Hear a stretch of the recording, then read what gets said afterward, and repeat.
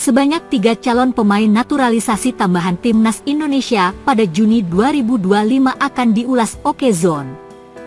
PSSI di bawah kepemimpinan Erick Thohir melakukan langkah akselerasi dengan mendaratkan sejumlah pemain keturunan.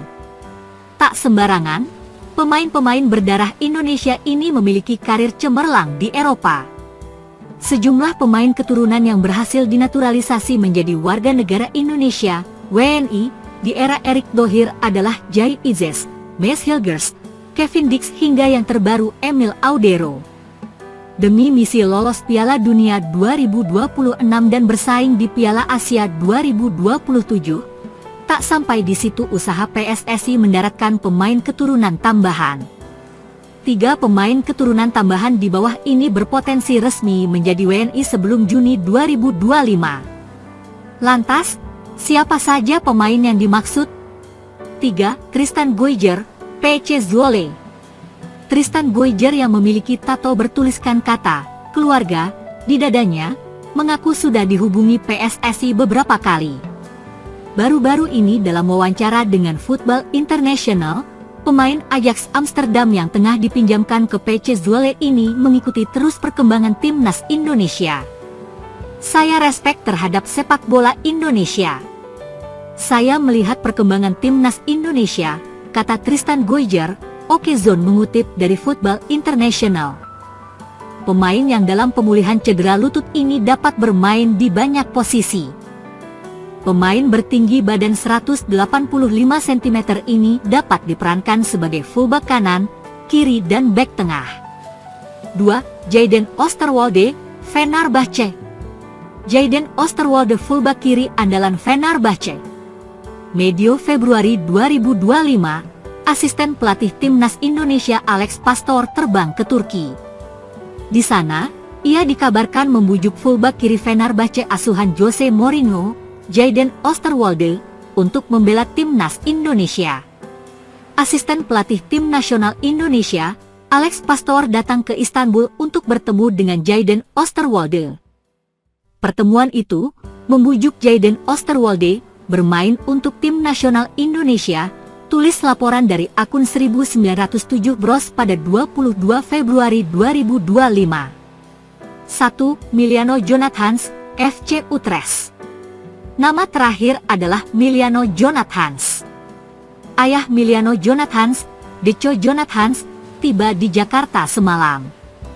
Ia datang ke Jakarta kabarnya untuk memenuhi undangan PSSI.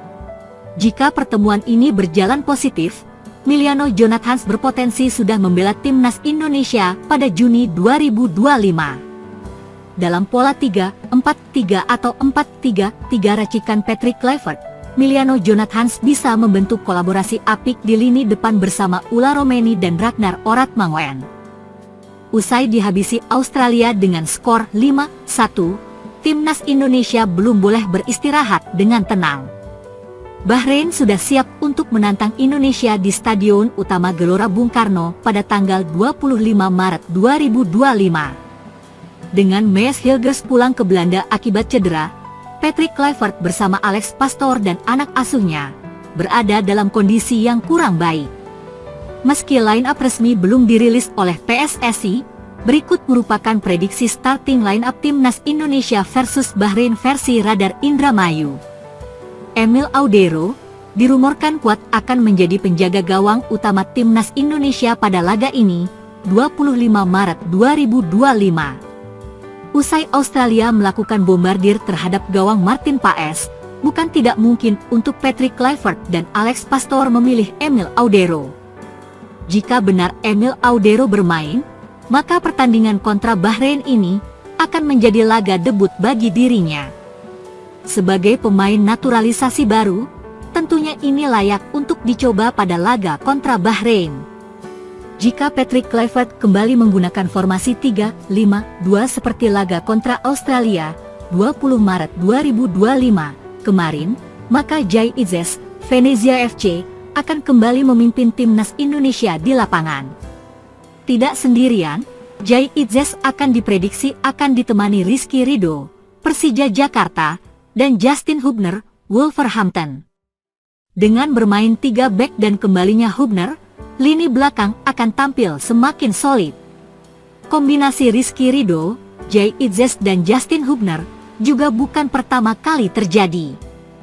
Kombinasi ini yang digunakan Shin Tae-yong untuk menumbangkan Arab Saudi 2-0, 19 November 2024. Dengan kuatnya lini pertahanan Indonesia, Hong Hae, Almere City, di lini tengah dapat memaksimalkan serangan ke lini depan. Ivar Jenner, Jong FC Utrecht, Kevin Dix, FC Copenhagen, Kelvin Verdonk, NEC Nijmegen, dan Dean James, Go Ahead Eagles, juga akan membantu Hong Hae mengisi lini tengah. Formasi kuat ini tidak akan mudah untuk ditembus oleh penyerang Bahrain. Khususnya bila mengingat Hong Hae dan Ivar juga sukses menumbangkan Arab Saudi, 19 November 2024. Lini tengah diprediksi akan kuat, dan aliran bola ke depan akan tersalur tanpa ada masalah sedikit pun. Sementara itu di lini depan, pemain naturalisasi baru Ula Romeni, Oxford United, bersama rekan satu timnya Marcelino Ferdinand, Oxford United, akan menghabisi pemain bertahan Bahrain. Kombinasi Ula Romeni yang punya gaya permainan berani, dan Marcelino dengan fleksibilitasnya merupakan kombinasi yang baik. Tidak hanya itu, ada juga Septian Bagaskara yang disiapkan untuk pengganti Marcelino Ferdinand. Jadi, penggemar tidak perlu khawatir akan Marcelino yang kerap kehabisan stamina di tengah pertandingan.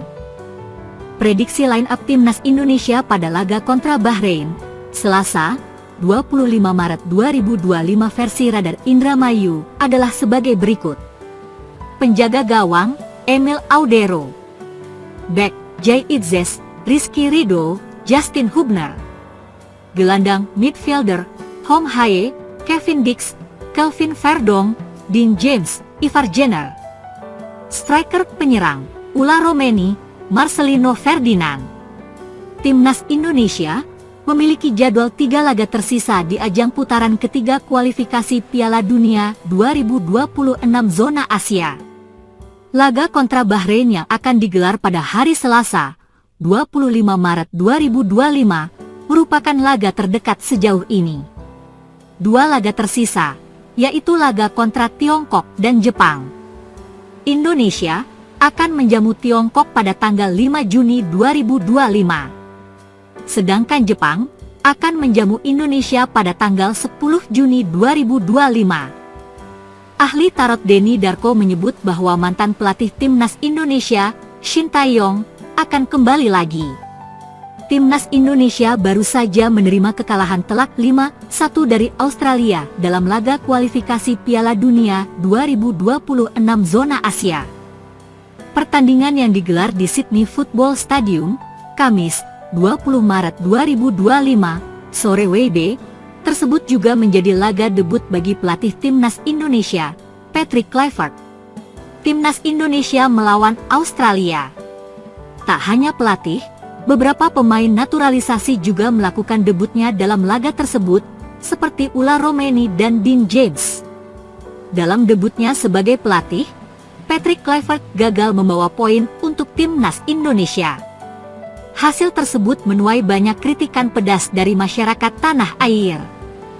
Pasalnya, ekspektasi supporter Garuda terlalu tinggi untuk timnas Indonesia bisa lolos ke Piala Dunia 2026.